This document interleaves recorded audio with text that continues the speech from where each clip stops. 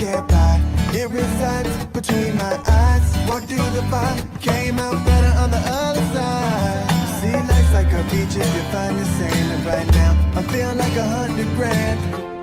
You are listening to Inspired Insider with your host, Dr. Jeremy Wise. Dr. Jeremy Wise here, founder of InspiredInsider.com, where I talk with inspirational entrepreneurs and leaders. Today is no different. I have Riaz Sidi. You can check him out at sidi.io. That's SIDI.io. And Riaz, before I formally introduce you, I always like to point out other episodes of the podcast people should check out. And since this is part of the Top Agency series, there was one with Kevin Harrigan. Kevin Harrigan of Spinia Tech. He started an agency back in 1995. So it was interesting to hear the evolution of the kind of agency life and also just the evolution of his professional career. That was a really interesting one. There's another one, Jason Swank talks about building his agency up to 8 figures and selling it and kind of him going through that process. Then also there's another one of him, he's been buying up agencies. And so he talks about the valuation and kind of the landscape there. There's another one of my favorites, which was Adi Clevitt. And Adi Clevitt as a company that helps businesses build SOPs. Right? Seems not sexy, but I think it's sexy. And we geeked out on all our favorite productivity tools and how do you become more efficient. And she kind of just shared some of her secret sauce around creating SOPs, which help with onboarding the staff or onboarding new clients, et cetera. So that was a really good episode as well. And this episode is brought to you by Rise 25. At Rise 25, we help businesses give to and connect to their dream relationships. And how do we do that? We actually do that by helping you run your podcast. We're an easy button for a company to launch and run a podcast. We do the strategy, accountability, and the full execution. You know, as we call ourselves the magic elves that work in the background to make it look easy for the host so they can create amazing content and amazing relationships and have time to actually run their business. You know, for me, the number one thing in my life is relationships, and I'm always looking at ways to give to my best relationships. And I found no better way over the past decade to profile the people and companies I most admire and share with the world what they're working on. So if you've thought about podcasting, you should. If you have questions, go to rise25.com. And Riaz was asking me, how did you find me? And I was like, our team was doing research and I wanted to feature some of the top agencies and top Canadian agencies and companies. And we found Riaz, luckily. So I want to introduce Riaz today. Riaz Sidi is founder of Sidi.io. Sidi.io was named one of Ottawa's fastest growing companies in 2022 and 2023 by Ottawa Business Journal. And they are a digital marketing agency focused on demand generation, performance, and growth marketing and funnel strategy. They have many specialties. They help a lot of different types of companies, which we'll talk about, even from cemeteries, like growing cemetery companies, technology companies, SaaS companies, retail, events, education, professional services. He actually rose up the corporate media world with a 5-year stint at Postmedia in roles ranging from digital strategist to national training manager, and really talks a lot about leadership and marketing, is on the cutting edge of those things. So Riaz, thanks for joining me. Thank you so much, Jeremy, for having me. I'm looking forward to it.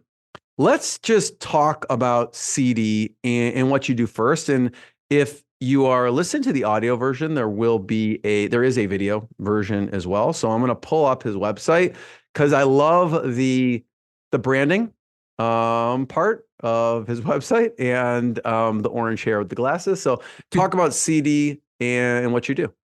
Yeah, absolutely. So we are a demand generation digital marketing agency, as you mentioned off the top. But really, our goal is to understand our clients' customers' buying journey. So what we do is we'll reverse engineer the path to purchase that our client's customer would make when they are going to the dentist or going to an event or making a B2B professional services purchase. So really what our goal is primarily is to reverse engineer the customer buying journey and then use integrated online platforms to drive our clients' customers from unaware all the way down to being a lead in their CRM and eventually making a purchase with their sales team, or if it's an e-commerce product, making a purchase or an event ticket sale or what have you. And I think really what that looks like from an execution perspective is running things like Google Ads, Facebook ads, so search and social, LinkedIn, driving traffic to landing pages, integrating with CRMs, like we are a HubSpot partner.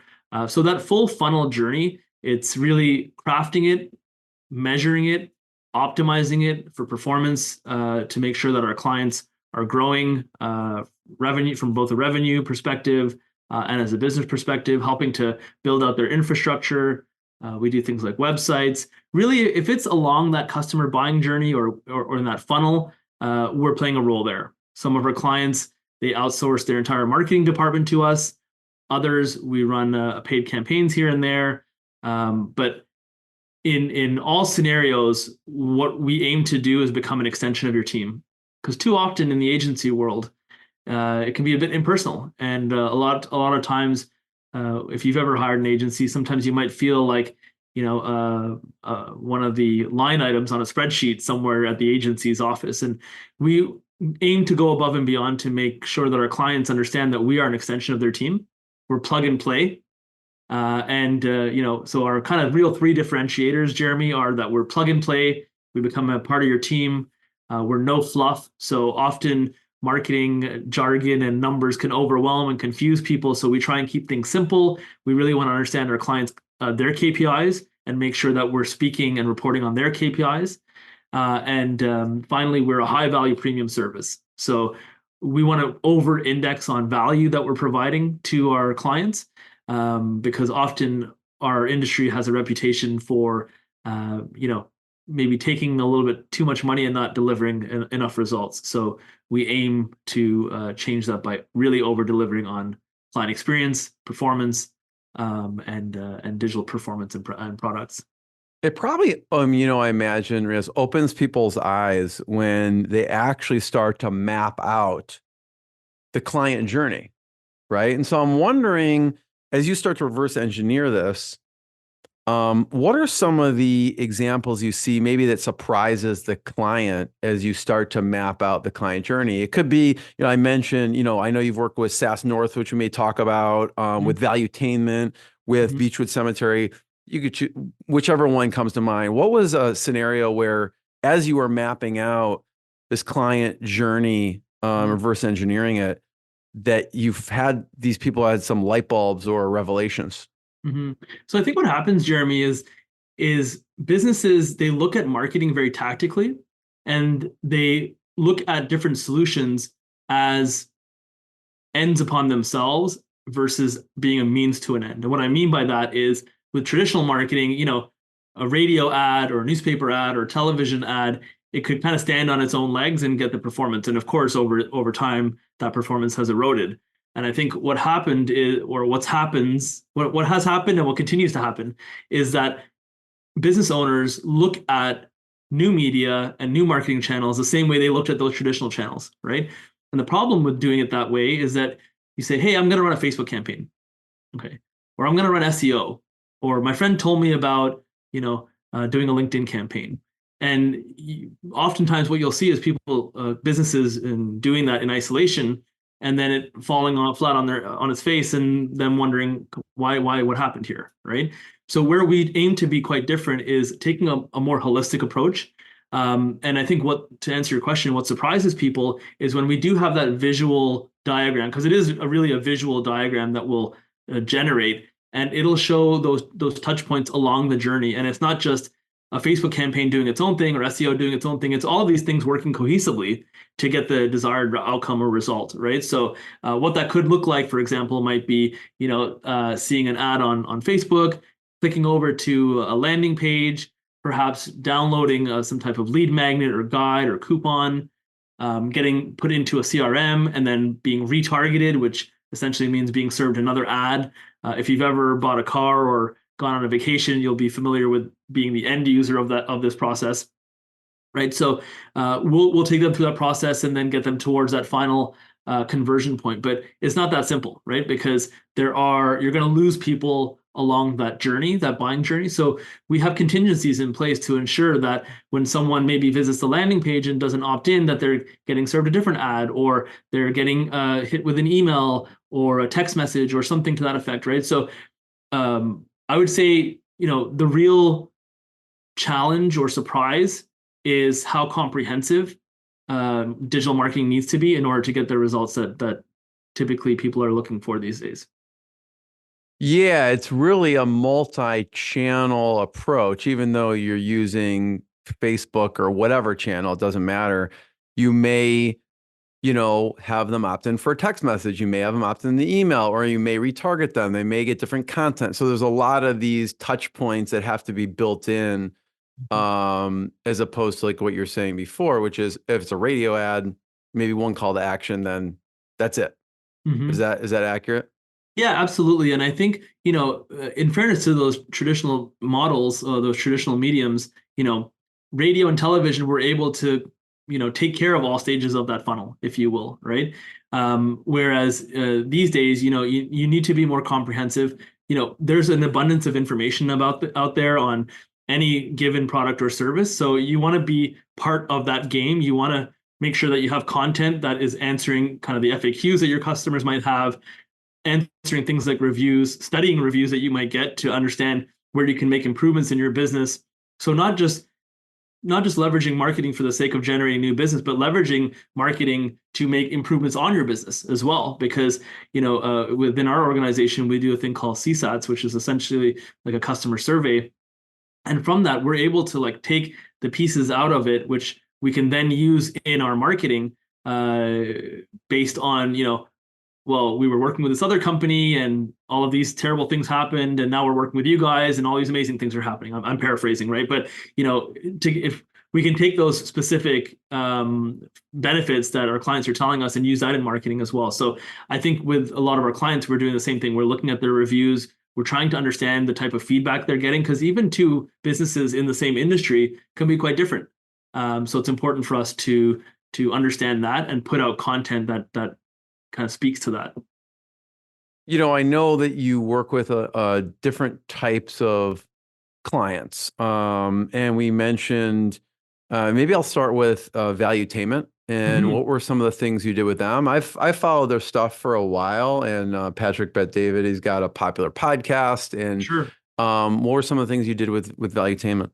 Yeah, so we've done a couple of campaigns with them. One was around doing essentially a quiz funnel, and so what that looked like is a series of landing pages where people can answer a series of questions and get some type of result from that.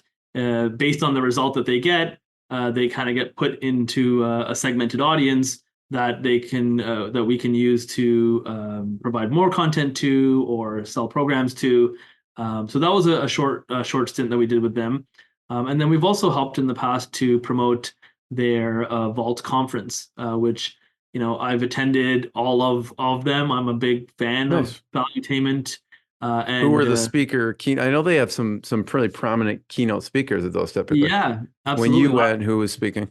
Yeah, well, I mean, I've been to all of them, so I've seen all the speakers, fortunately. But I'd say some of the highlights are definitely Mike Tyson spoke last year. Tom Brady was another obviously prolific speaker that's been there, and it's amazing to be in a room where you're learning from Patrick and the speakers that come there as well. So we're a big fan at CDIO. We're big fans of the content that Valuetainment puts out. From a business perspective, I'd say a lot of our business success has come from a lot of the knowledge that has been acquired from Patrick and Valuetainment. So to have the opportunity to work on their campaigns is something I absolutely treasure. And we did that for one of their events. What, just in general, you mentioned quizzes. What do you feel works with quizzes? If someone's heard that before and they're like, I probably should implement something like that. What are the things that mistakes people make, or what works with utilizing quizzes for lead generation? So when you're a business developing a quiz or survey funnel of some sort, you kind of want to think about what the end goal is, or the answer is going to be to that funnel. So I think, certainly the big mistake that that a business might make is actually creating a quiz which doesn't lead to a very clear connection to their business, right? So, as an example, if you're doing a quiz for, a dental office, right? And one of our clients does sedation dental, where they kind of put you under, right? So some of the questions in that quiz might be more around, do you have fears around potential pain or bad experiences to do with having been to the dentist in the past, right? Because those answers can naturally lead into, oh, well, the answer that we can provide you is we can put you under while you're getting your dentistry there. So the big mistake I see is, having unrelated questions that don't ultimately lead to an answer, and it's more of a fun quiz than leading to a desired outcome for the business. It should have both. It should provide value to the end user, because you don't want to deprive them, or you don't want them to feel like they're getting bait and switched, right? Nor do you want to. You want to sincerely provide value, but at the end of the day, it's like you fill out some random quiz and you're like, and we have some sedation dentistry for you. Like, they're just totally caught off guard. Yeah, it's a bit creepy, eh? What are some good examples from your work with companies? I don't know if the valuetainment would be a good one. Like, what some of the things that you asked in the quiz that were interesting? So they're typically things like personality tests, and based on the outcome of that, it's like, read this content. It could be things like pre-planning for funerals or wills or things like that. It could be, finance related, in terms of, I would say a good example of like a quiz funnel that many of your listeners are probably familiar with are probably in the insurance or mortgage industries, right? So the insurance quiz, quote unquote quiz, they're basically just asking you all the health questions so they don't have to ask you later, right? But based on how you answer that, you're going to get like hey, you're going to live until you're 50. You might want to get insurance, right? Or like for the mortgage. All paths lead to you should get insurance, but just different avenues. Yeah. Hi, you're going to live, you may die in a month based on what you smoke and drink and do drugs every day. You should probably get insurance, or you're going to live till you're 150. Yeah, I'm not going to recommend that for any mortgage or any insurance companies out there, because that might be a liability. Although you probably know that before I do. So, there you go. And so talk about Beechwood Cemetery for a second. It sounds like they even implement quizzes. Like, I mean, on a smaller scale, yes, but I would say, and that's probably another opportunity for them. I would say, for them, in a cemetery business, you wouldn't think of digital marketing being like, you wouldn't even think of a cemetery using digital marketing, right? Because obviously the natural instinct is like, funeral, and then you go to Google and whatever's there, you kind of click on, right? So that could be one like use case of like using Google Ads on a reactive basis, but Beechwood wanted to move more towards a proactive model where they're more focused on selling pre-planning of funerals, right? Because the last thing you want to do is burden your family members and children when you pass away with now a $10,000, $20,000 bill, whatever that is, right? So using Facebook ads and other platforms, we've been able to create a pipeline and a new channel for them to really explode. And I would say the majority of their business is now coming through pre-planning, whereas I don't believe it was 10 years ago. So I'd say for those types of industries, definitely moving away from reactive and proactive selling, which is great because it's good for cash flow, it's good for stability. So there's a lot of benefits from doing it that way. Talk a little bit more about the Beechwood Cemetery, though, because super interesting that they're doing digital marketing to attract customers, right? So what are some of the things, and how do you think about that customer journey from their standpoint? Yeah, for sure. So I think like part of the methodology there is really understanding the type of person that is an ideal candidate for wanting to do pre-planning of funerals, right? Usually that's someone who's close to retirement or in retirement, and they're thinking about their next of kin and the burden that they don't want to pass on to their loved ones when they pass away. And so I think there's a lot of really, of course, with many of these platforms, there's demographic interest and behavioral targeting that can be leveraged. You can use data, so essentially creating what we call custom audiences. So these might be certain leads or people that they've met at events, and uploading those into the back end of Facebook, matching those people with their actual profile, and then serving ads to those people as they're usually aware of the brand and qualified to some extent. And then creating lookalikes of their website visitors, of their of that customer list. Because what that'll do, a lookalike, essentially what it'll do is analyze the demographics, interest, and behaviors of that list or that sample audience, and then we can extract that targeting and target net new people who look and think and act exactly like the sample audience. And of course, instead of us, we always kind of joke about this, instead of us sitting around a boardroom table guessing who your audience is, let's leverage the algorithms. And that's not to pass on the burden of actually doing the strategy or on the audience perspective, but these algorithms are very intelligent, and as evidenced by many of the well-performing campaigns and things that we've seen over the last 10 years as it relates to algorithms. And so for us, we kind of joke, we have an opportunity to do Cambridge Analytica light here every time we get a client, right? So, we should maximize that. And then of course, use our own ingenuity as well, right? Because if you were to rely strictly on the algorithms alone, you're kind of shooting yourself in the foot. How did you get them as a client in the first place?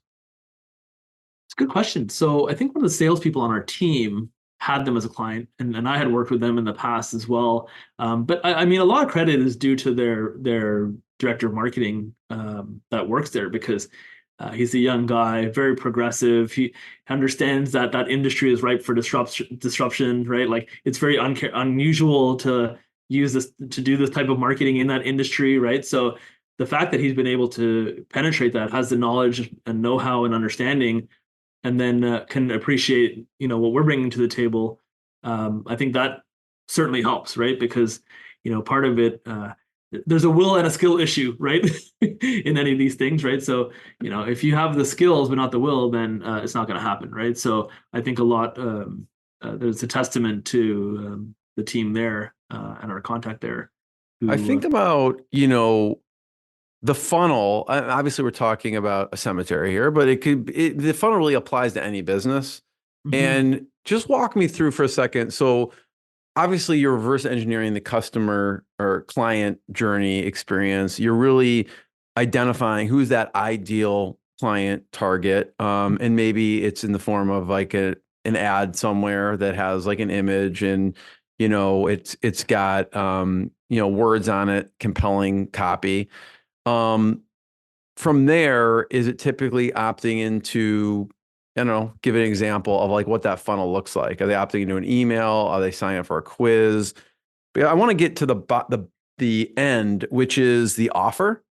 Sure. Because I'm sure you're working with these businesses and helping them construct the best offer, because they have a lot of services and things that they could do. And for this example, maybe, I don't want anyone to take it for granted. Like, we're talking about pre-planning offer, but they probably have 1 million offers, and you probably chose that one on purpose for this particular campaign. Maybe it's the best one. So if you start me at the ad, and then what happens next in the journey of the person?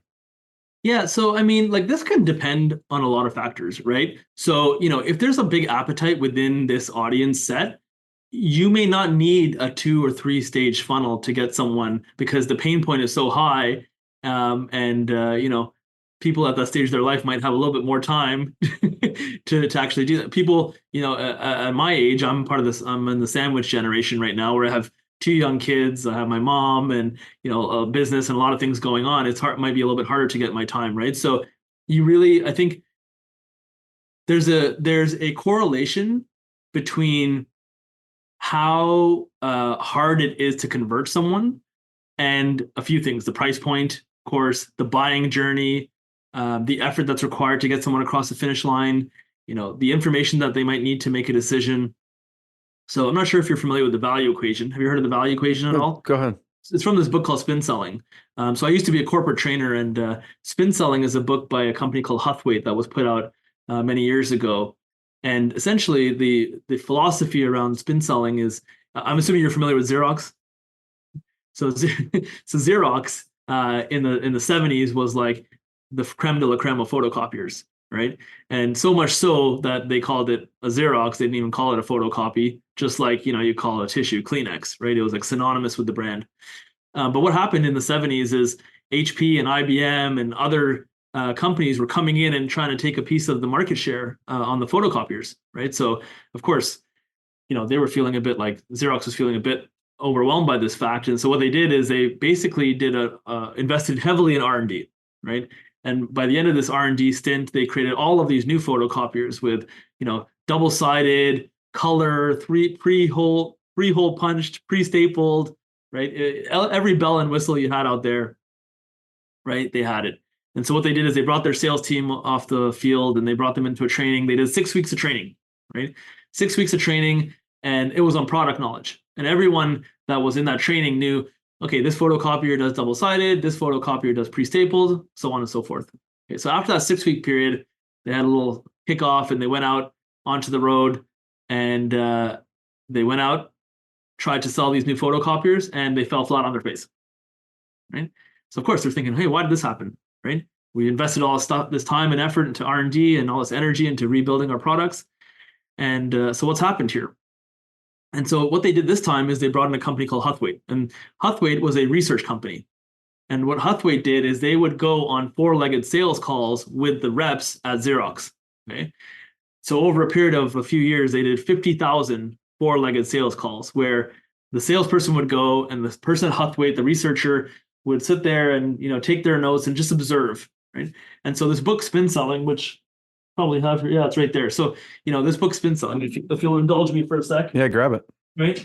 So this is the foundation of this research. And this book it has changed my life personally. I'd say it's where I went from being a charming sales guy to like truly being a sales professional. Right. And essentially the research ultimately indicates that this book talks about the differences between the average and excellent salespeople according to that research, right? So the one big one, for example, is that average salespeople use a lot of statements. Excellent salespeople use a lot of questions, right? And the acronym SPIN is situation, problem, implication, and need payoff questions. So it's a questioning strategy. And I'm sure, every sales methodology these days has some kind of like, what's your pain point? I mean, pain point come from this, right? So the reason I bring this up is one of the key philosophies or the key findings is this idea of the value equation, right? And the value equation is essentially like, imagine like a seesaw. And on one side, you have the pain points, right? And on the other side, you have the value or the cost to alleviate the pain, right? So the reason I bring this up is because when we're thinking about customer offers and that journey, that buying journey, and how engaged someone needs to be in order to go from a cold prospect all the way to a paying customer, it really comes down to how big is the pain that they're suffering from, right? And when I say pain, I mean, do they need to pre-plan a funeral because they are terminal, right? Because that's probably a higher pain point than if they're, I just retired and I want to make sure my kids are taken care of. There's no urgency there, right? So, and I know this is a morbid example, so maybe I'll apply it to something else, right? But no, literally it's morbid. But like I had on, keep going on this. This is really interesting. Perry Marshall. I don't know if you heard his book, 80-20 Sales and Marketing. Okay. And he talks about this exact thing. He calls it the bleeding neck problem, which, obviously the visual of like a bleeding neck, like how much you going to pay? Like, you're not like negotiating on price. You're like, dude, like my neck is bleed, like patch it. Like you're just kind of what you're saying, right? You're looking at pain point and cost. So anyways, keep going with whatever morbid example is. I think ultimately at the end of it, like, one of the big mistakes that comes from the book is that people often, once they uncover a problem, they go straight to a solution. And that's a big mistake. That's one of the things that excellent salespeople didn't do. What they did instead is they went from problem and then they would ask implication questions. So an implication question would be something to the effect of, what is the consequence of that pain point on your business, personal life, health, what have you? What happens if, so what they call that turning the knife in sales, right? And it's making that pain point even bigger, right? So excellent salespeople make that pain point bigger. So, we're not all about fear-based marketing. That's not like what I'm suggesting here, but, people either take action from gaining pleasure or reducing pain. And it's usually reducing pain, right? So all that being said is when we're thinking about this customer journey, we want to think about what is their pain threshold and pain points that are going to take them to that next stage, right? Because what takes you to the first stage or from the first stage to the second stage may not be as strong enough to get you from the third stage to the fourth stage, right? So really understanding that, doing deep research, I think, is another really big thing that we make sure to do. Like understanding exactly what people who are in the target persona are searching for themselves, and using tools, AI tools and what have you, to really dig deep into that. And then creative brainstorming. Creative brainstorming is a huge part of it. Like I think I'd say from the years of 2015 to 2020 in digital marketing, I think creative was a bit underappreciated, right? And I think it was like kind of the golden era, if you will, right? So I think people were just putting in $1 and getting out 5, right? It doesn't work anymore like that. You have to have a strong brand. You need to, have case studies, and you need to understand that full journey. So as it relates to, the cemetery, I don't know, I don't have it offhand, but I would, say something to the effect of some kind of checklist or guide at the top of the funnel, and then maybe some kind of consultation call or something a little bit deeper, lower in the funnel, right? But no two funnels are the same, even within the same industry, and they can change and evolve, right? Which I think is what is scary and also exciting about my industry, because you always have to stay on the cutting edge, and sometimes that there's not a lack of clarity around what that cutting edge actually is, and sometimes you're having to find something that works and follow the lead, and sometimes you're having to pave the way, right? So at what point did you discover spin selling?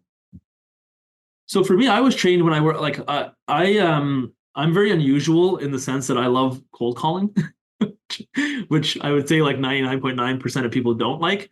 I used to work at a company called OnPath, and it was a B2B call center, and we used to sell Yellow Pages and Google Ads over the phone, actually.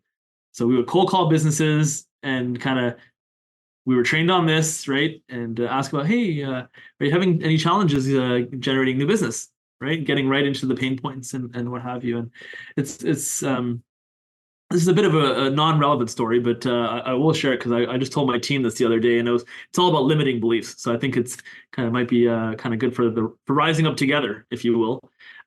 So when I was working at that call center, the reps that were there, it was a pilot program, this call center Yellow Pages program that we were doing, and there was 4 or 5 reps that had just started a brand new program. I came in 2 weeks later, and I get there, and these reps are pretty like senior, intermediate to senior. And so I said, first thing you ask when you go to a new campaign, hey, how hard is this? Like, is this, are the goals realistic? The goal was 1 sale a day, Jeremy, right? And they said, yeah, it's kind of hard, actually. If you make 1,000 calls a day, then maybe, yeah. Right? If you get 100 calls a day, right? You might get 0, you might get 1, right? And so I sit down there and I make a sale on the first day. They're like, oh, that's great. Good for you. Pat on the back. Next day I make 2 sales. Awesome. Good for you. Next day, another 2 sales. Next day, 4 sales. Next day, 3 sales. So by 2 or 3 weeks in, there's a little bit of a crowd around my cubicle. People are looking at me saying, hey, like, what is this guy doing? How is he making so many sales? We're struggling here just to get 1, right? So of course I felt like the king. I won't use the expletive. I felt like King S, and then fast forward a couple of weeks. Okay, new guy comes in. When he comes in, he says, "Oh, like," and of course I'm the big guy at this point. He says, "Oh, how hard is this campaign?" I said, "Oh, like the expectation's like 0 to 1 a day. I mean, I'm getting 3 or 4, of course, because I'm great, right? And but if you get 1, you'll be fine, right? So first day goes by, he gets 1. Oh, good for you. Next day, 2. Okay. Day after that, 3. Oh, okay. But Friday rolls around, he's getting 6. I said, okay, that's interesting. A few weeks goes by, Jeremy, he gets 10 sales on one day. Then he's getting 37 sales on one day. Then he's getting 82 sales on one day. And then I look at the board, 140 sales. I go, what the hell? Like, how is this even possible? Because now I'm like, what's going on here, right? So I go to my manager, I'm like, what's going on here? And they're like, well, I mean, to just kind of break it to you, when he would sell one industry, he would sell multiple geographies, and he would sell multiple vertical, like direct places in the phone book where he could be. So that's how he was taking 1 sale and turning it into like dozens, right? And so the reason I share this with you, and the reason I shared this with my team the other week, is because I thought 6 was good. I thought getting 7 was good, right? And I think often in business, we don't see the light of like, this guy came in and was making 40 sales and he was probably looking at me being like, this guy thought 6 was good. Like, what is he talking about? Right. So I think perspective is very important. Perception is very important. And I think in marketing too, like, we've taken over some client campaigns where they're like, yeah, we're getting like 3 leads a day and we're happy with it. And then all of a sudden we're getting 10 leads a day. And they're like, how did that happen? And it's because maybe you were thinking too small, right? Or maybe the leads aren't qualified, who knows, right? So, but I think that limiting belief is the number one thing that I see entrepreneurs deal with. And I sometimes deal with it myself. And I think it's an important thing to highlight because, as a business owner, you're always looking at yourself in the mirror being like, how do I get to the next level? And sometimes you feel like you're at the bottom of the next mountain, right? So anyhow, I know it's a bit long. No, I love that story, and thanks for sharing it. I want to hear about why you started, what made you start the agency in the first place. But I want to mention, Riaz, I don't know if you've seen it. There's a documentary, Telemarketers, and I think I've only watched 2 or 3 episodes, but I need to finish the whole thing. It's fascinating stuff, and you would probably appreciate even more. This wasn't the environment that you were in. I'll just preface that. It sounds like you were in a much more professional environment, but that documentary, I watched a few episodes. I just happened to stumble on it on an airplane travel, and it was fascinating. I think you'll love it. But it's interesting because I just did a little Google here. It says Telemarketers is an American true crime documentary. So clearly there's some crime involved. Yeah, check it out. It's fascinating. But what made you, again, you could probably have, you were very successful in your other roles, and you probably could have kept climbing up. And what made you decide to start your own agency? It's funny because my parents were business owners growing up, and I always what did they do? So my dad, he owned a radio and television shop when we lived in England. I was born in England, and when we moved to Canada, he owned a lotto center, like one of these, like, I guess in the US you call it Powerball or what have you, right? Where you kind of do we call it 649, right? So he was selling scratch tickets and that type of thing. And we had a Ticketmaster. We had like one of the only Ticketmaster locations in Ottawa. So there'd be like a huge line for any concert. And then my mom had a Belgian chocolate shop, which was conveniently located right next door. Like they were kind of almost attached. So I'm not sure if that was really a good idea, but they get their lotto ticket and they get chocolate. I don't know. That's it. Exactly. It's like, let's say I grew up indulged in that. So, but yeah, so I will say that my parents struggled quite a bit actually. So, my parents struggled in business, and it's tough, like especially working retail, 9 to 9. And then I don't know if you remember, like back in the 90s, there was like midnight madness where like malls would be open till like midnight and stuff. But I don't know if you have that in the US still, but after COVID, we definitely don't. Malls aren't even open till like 9 o'clock here anymore. So, but yeah, so, watching that grind and watching them go through that, I always thought, I don't want that. Like, I want something a little bit more secure, a little bit more stable, not government secure, right. But like, something in the middle, let's just say, right. And so that's why I was always really drawn to sales and telemarketing and what have you. And I wanted to become a journalist when I was growing up. But fast forward a little bit after that call center experience, I started working at Postmedia, which is the parent company of the National Post and Ottawa Citizen. Essentially, think of, you're in Chicago, you mentioned the Chicago Tribune. Think of like the parent company of that. That's like the national conglomerate here. And so I had the good fortune of rising up the ranks on the advertising side there. And in my most recent stint, as you mentioned at the top, I was a national training manager there. And so what that entailed was designing and developing courses around spin selling, digital marketing, and rolling that out across the country, coast to coast. And while I was doing that, I had a client approach me on LinkedIn about running some Facebook ads for them. And Postmedia wasn't offering Facebook ads at the time, so I thought this shouldn't be a problem, right? And so I set up a very simple funnel, like a landing page, some Facebook ads, and hit the button in my hotel. And I said, okay, let me do this. And they went from like 5 to 50 to 500 leads a month, like overnight. And I thought, wow, this is better than the stuff I'm teaching. Like, this is amazing. Look what's going on here, right? And it was flying through. So I thought, let me add some Google ads. Let me create another lead magnet, and so that went really well. And of course, when you do well in business, as you and your listeners would know, you got referred.